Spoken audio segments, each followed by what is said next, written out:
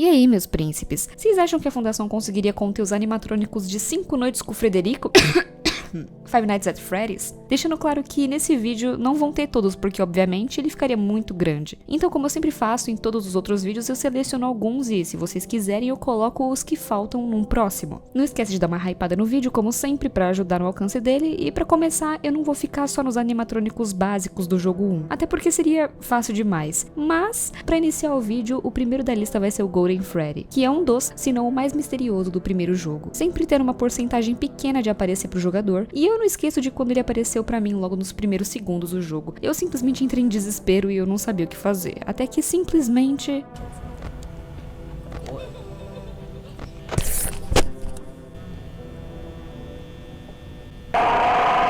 O Golden aparece sempre numa forma destruída e dourada do Fred, que tá possuído pelo espírito vingativo da Cassidy, uma das muitas vítimas do William Afton, e é considerada como uma das entidades mais poderosas da história inteira do FNAF. E os poderes dele já começam como tendo uma espécie de teletransporte, fazendo com que ele apareça de repente no escritório do jogador, atravessando as paredes, sendo também um tipo de espírito que, mesmo sendo de alguma forma incorpóreo, ele consegue mesmo assim interagir tanto com a gente quanto com o ambiente ao redor. Tem a manipulação da realidade, podendo criar ilusões, desmontar sua própria cabeça e criando pro William Afton um inferno pessoal criado especialmente para ele. Isso mostra que o Golden consegue criar dimensões de bolso parecidas com o SCP-106, onde é criada uma realidade para atormentar a pessoa e criando ao mesmo tempo outras cópias dos outros personagens do FNAF. Além disso, ele pode, entre aspas, travar o jogo a qualquer hora que ele quiser, ignorando o código do jogo, mostrando que ele tem uma presença e poder no mundo digital. Por isso, a contenção dessa entidade seria classificada como Keter normal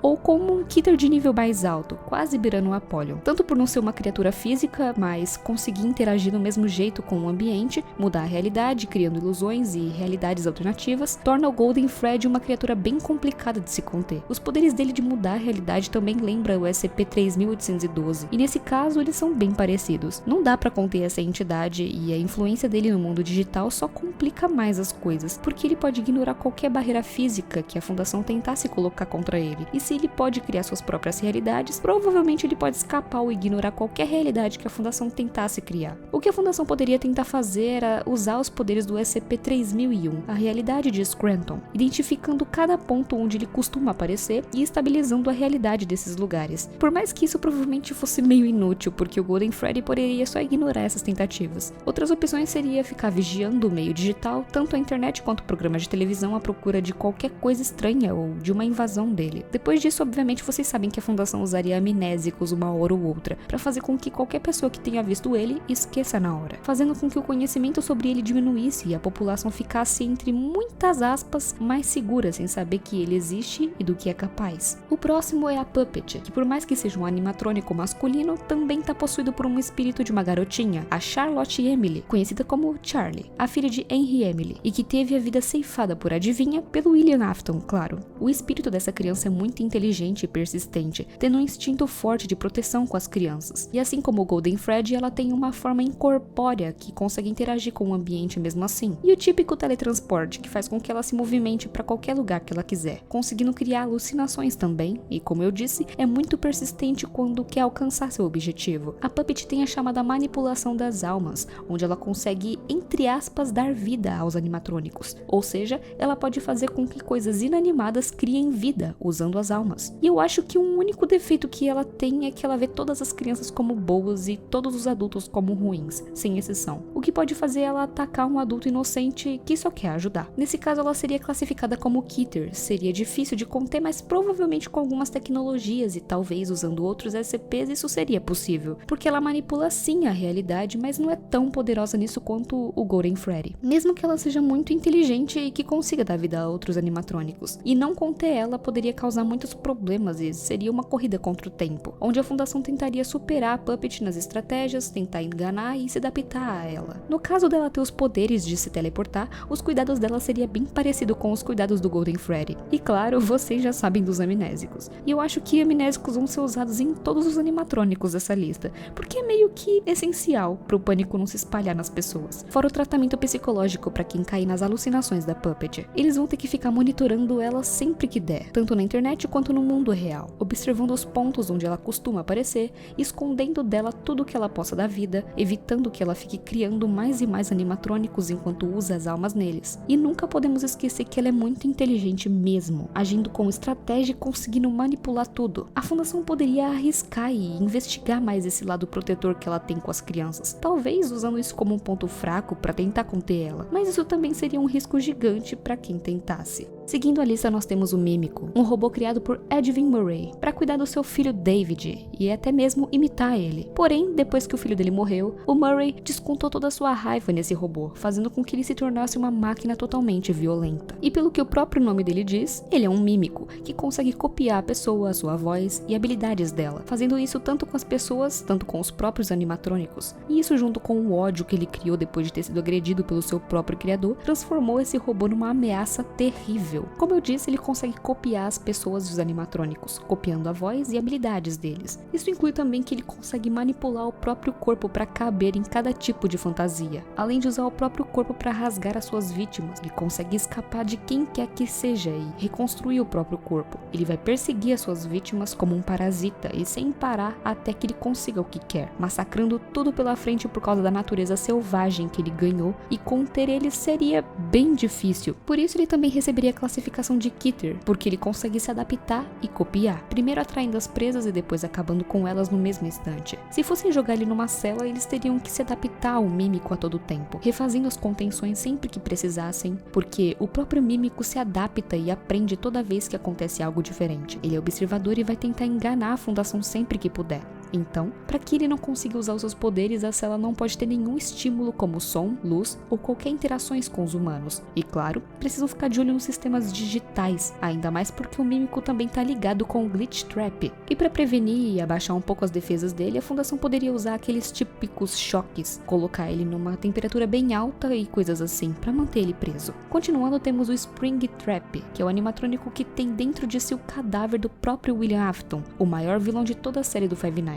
Além de resistente, podendo sobreviver a prédios pegando fogo várias vezes, ele consegue se regenerar e até mesmo voltar à vida. Fora que, se tratando do William Afton, uma coisa que ele é inteligente, no mesmo nível ou até mais que a Puppet. E igual ao Mímico, o Spring Trap também tem uma conexão direta com o Glitch Trap, porque ele tem uma cópia digital da sua consciência em um ou até vários computadores. Ele tem várias vantagens, podendo criar alucinações, e também o traje dele consegue de um certo ponto afastar as almas, mas algumas fraquezas dele é que ele é atraído pelo som das crianças e que sem o Remnant, que é uma substância que faz ele voltar à vida, ele fica muito mais fraco. Ele seria um Keter também, sendo difícil de conter, mas não impossível. O primeiro passo seria a cela de contenção. Ela seria subterrânea, reforçada e selada, e que suportasse temperaturas extremas, tanto para que ele não escapasse quanto para que ele não ouvisse nada pelo isolamento acústico, fazendo com que ele não fosse atraído pelos sons das crianças. Nenhum dispositivo eletrônico, seja computador ou celular, poderia ficar perto da cela, e qualquer um deles deve ser destruído se entrou em contato com o Spring Trap ou com o Glitch Trap. Fora que apenas o pessoal da classe D e as forças-tarefas móveis poderiam entrar em contato com ele, e depois de, claro, passar por treinamentos e testes, mas sempre ficando de olho em cada um deles, porque o William Afton é inteligente, então teriam que prestar atenção se eles estariam sendo manipulados psicologicamente ou sofrendo das alucinações que o William causa.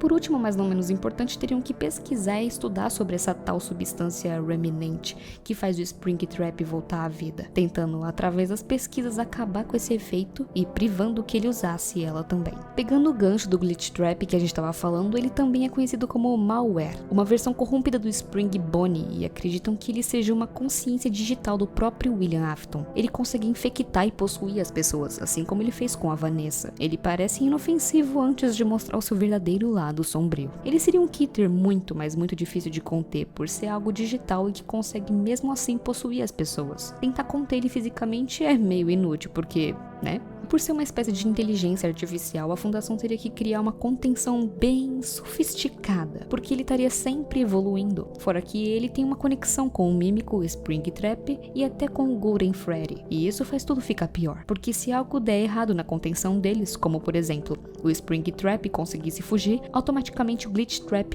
escaparia também, mostrando que qualquer erro pode causar algo muito pior por eles estarem todos conectados um com os outros de alguma forma. A Fundação teria que vigiar ele a todo momento, usando filtros de inteligência artificial que detectassem o Glitch Trap e neutralizasse ele na medida do possível. Fora que qualquer pessoa que fosse suspeita de estar infectada ou possuída pelo Glitch Trap, como a Vanessa, por exemplo, seria isolada de todo mundo, colocada em quarentena e passaria por vários exames, usando amnésicos e medicamentos para tentar cortar o efeito do animatrônico. Já o Nightmare Freddy é uma versão gigante de quase 4 metros de altura do Freddy normal, aparecendo pela primeira vez no quarto jogo da franquia e fazendo parte dos pesadelos que o William Afton causava no próprio filho mais novo. Ou seja, ele age de uma forma psicológica nas pessoas, como sonhos ou pelos traumas de cada um. Para conter ele vai depender bastante. Ele seria classificado como Euclídeo se ele fosse uma entidade psicológica, onde a fundação precisaria lidar só com a pessoa que foi infectada por ele. Mas agora, se ele pudesse manifestar o seu próprio corpo físico, o perigo aumentaria em muito, tornando ele um Keter. Imaginando que ele fosse só uma ameaça psicológica e da classe Euclídeo, a fundação teria que pegar a pessoa que o Nightmare afetou, por exemplo, o próprio filho do William Afton, e isolar ele num hospital ou numa clínica psiquiátrica, e ficar vigiando ele enquanto tratam dos problemas psicológicos que o animatrônico causou, além de ter que ficar atentos a outras vítimas que o Nightmare poderia fazer, usando equipamentos enquanto eles dormem para analisar o sonho deles e ver se tem algum efeito do animatrônico ali, e se tiver, eles podem usar medicamentos para evitar que o Nightmare apareça ou amnésicos para excluir as memórias traumáticas que alimentam a entidade. Agora, se ele for Keter, além de ter que lidar com toda essa parte complicada psicológica que ele causa, a fundação teria que se preocupar em tentar prender o corpo dele, procurando construir celas bem reforçadas com várias camadas e com materiais que impedissem que os efeitos dele passassem pelas paredes da cela e afetassem os guardas, por exemplo, podendo usar em algum caso de emergência também os tranquilizantes fortes, armas de choque e torcer para que ele não conseguisse se teleportar. Por último, mas não menos importante, nós temos o Enard, que é uma mistura de endoesqueletos e fios dos animatrônicos Funtime, como a Circus Baby, Funtime Freddy, Funtime Foxy e a Ballora, que formaram uma única entidade inteligente e manipuladora, que o objetivo é escapar da instalação subterrânea que ele tá, esfolando o corpo de um humano e vestindo a sua pele por cima do esqueleto dele. Agora você imagina tentar conter essa coisa, que é praticamente 4 animatrônicos em um só, fazendo com que ele possa usar as várias habilidades combinadas, além de poder até mesmo copiar as vozes dos outros para enganá-los. E como ele disse, a sua maior vontade é rasgar um humano. E ele conseguiu. Ele usou o Scooper no Mike, o filho mais velho de William Afton. Tirou a sua pele e vestiu ela, fazendo com que ele se misturasse entre outros humanos. E por isso ele obviamente seria um Keter bem complicadinho de se conter. Por ser inteligente e manipulador, ter o poder de 4 animatrônicos em um e poder se passar por um humano, tanto imitando a sua voz quanto vestindo a sua pele. Por isso a cela dele precisa ser muito bem pensada e resistente. Além de que tanto para entrar nela quanto para sair teriam que colocar sensores avançados de voz e de biometria para que o Enard não conseguisse se infiltrar usando o corpo e voz de outra pessoa. Além de que a fundação também poderia usar aqueles controladores de temperatura e umidade na cela, para que caso acontecesse alguma emergência e terem que deixar ele mais vulnerável usando uma temperatura muito alta ou dando algum choque nele. Também seria importante treinar as pessoas que cuidariam desse animatrônico, com interrogatórios, treinando algumas perguntas e respostas e usando palavras-chave como segurança, porque se o Enard possuísse alguém, ele provavelmente não saberia responder as perguntas e muito menos as palavras-chave. Além disso, se algum acidente acontecesse, teriam que tirar os corpos o mais rápido possível de perto dele, queimando de preferência para que o Enard não pudesse reutilizar eles. No fim das contas, a maioria deles seriam Keter, porque tem tantos poderes físicos quanto mentais e digitais, com o Nightmare sendo o único Euclídeo, mas apenas se fosse só psicológico. Se ele fosse físico também,